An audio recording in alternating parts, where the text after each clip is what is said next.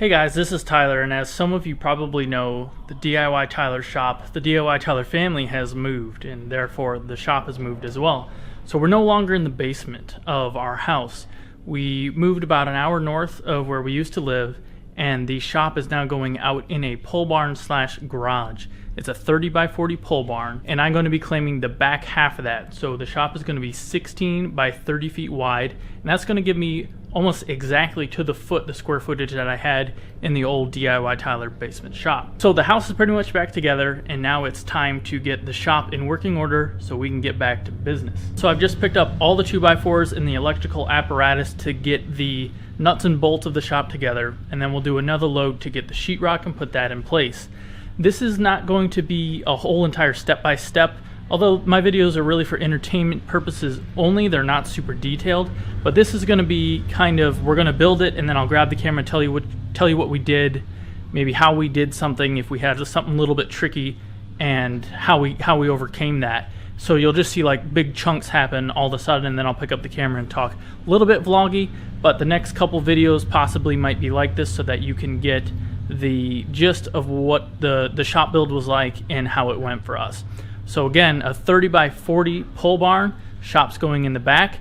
The outside wall, the three outside walls are insulated right now. So the new wall that we're gonna put in, which is gonna span 30 feet, we're gonna well insulate as well. And then I'm also gonna sheetrock the ceiling and probably do some spray foam, because right now they've already got some plywood in the attic of the barn.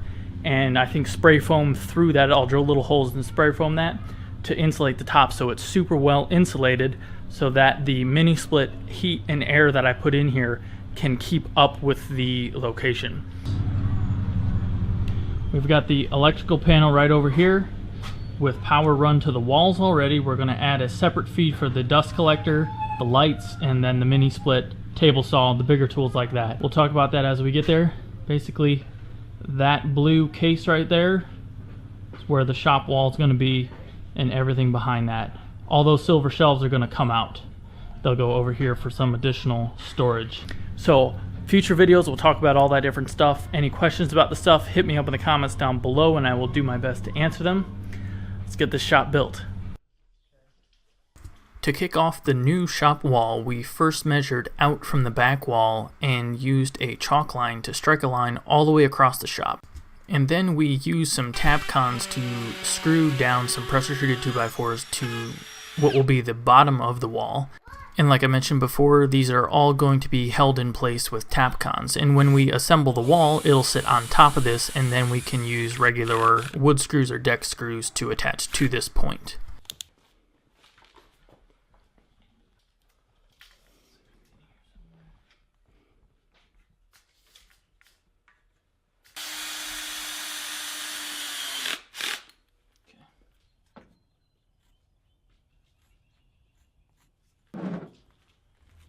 Nothing too special about the wall build itself. It was a little bit shorter than your typical full 8-foot wall, and that's just because we were designing to the constraints that the barn already was, so we had to cut all of the 2x4s a little bit shorter.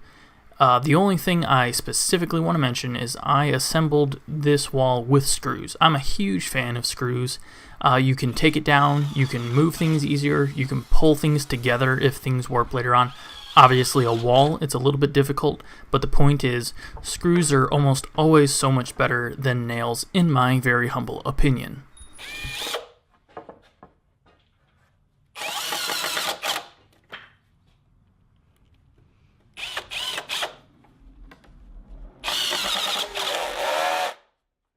As you probably have noticed by now, we built this wall in sections so that we could put individual 8-foot sections up and not have to mess with one giant 30-foot long wall.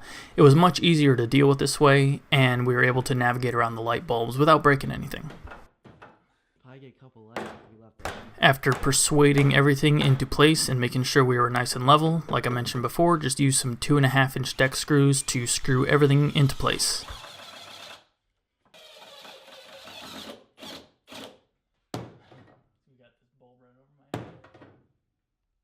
Well, we got the wall up, but then we got a little bit excited and started hanging some sheetrock before I actually filmed what was going on. So, like I think I mentioned before, 16-inch centers, and it's just screwed in between the rafters and the floor of the garage. Door's going to go over here. I'm going to use a recycled door, or a repurposed door. I do need to put the header in above it, but that's the only thing that we need to put in right now.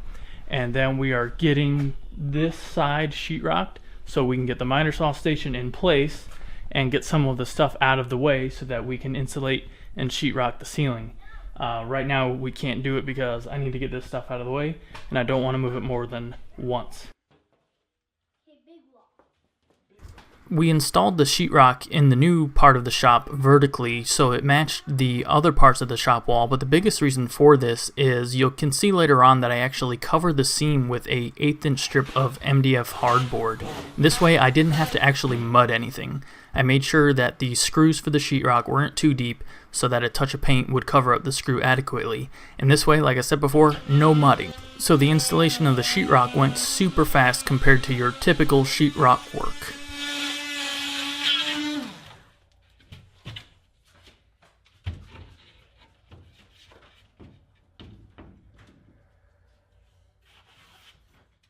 I am going to be putting an insulated door in here, so I needed to add a header to take up the space above the door.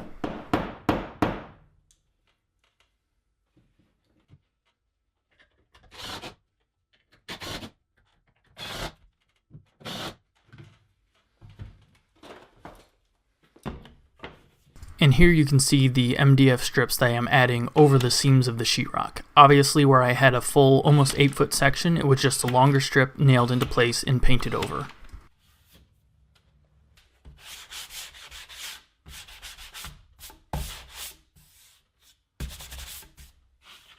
And then some primer and white paint to make everything match. So we've got a couple of gaps in the ceiling here. And the method we're going to do to close this in is just take some OSB strips and lay them on top so we can insulate over the top of the entire attic. I was originally going to go underneath the trusses like normal and staple the insulation up and sheetrock it, but the trusses are so far apart here that there's no way I could hang sheetrock without it looking terrible. So our method for now is going to be put the OSB over the opening, lay the insulation over the top of the entire attic, and then the lights will mount underneath like you see right over there.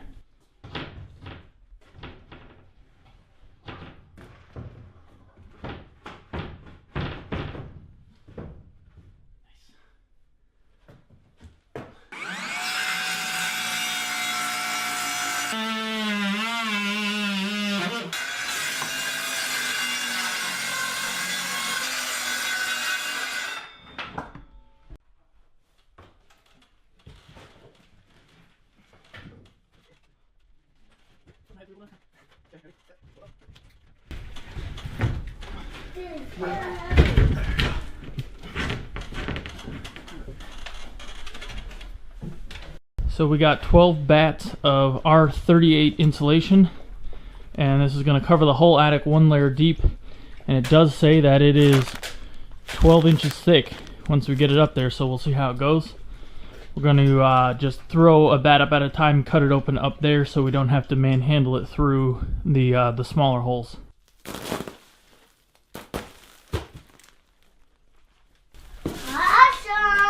Awesome! Now, I hate with a capital H insulation. So we are long sleeved up, we are respirated up, safety glasses up, hat so we don't hit our head on the nails too badly. And let's insulate this thing. Good job, buddy. Ow. Look out. Ow.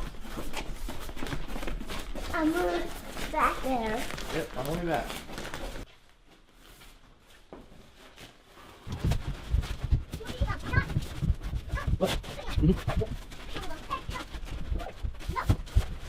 I do want to say I was debating whether to get these pre-cut bats or to get rolls of insulation. It actually ended up being cheaper with the rebate that I got for this insulation to go with the bats, but my goodness am I glad that we did that.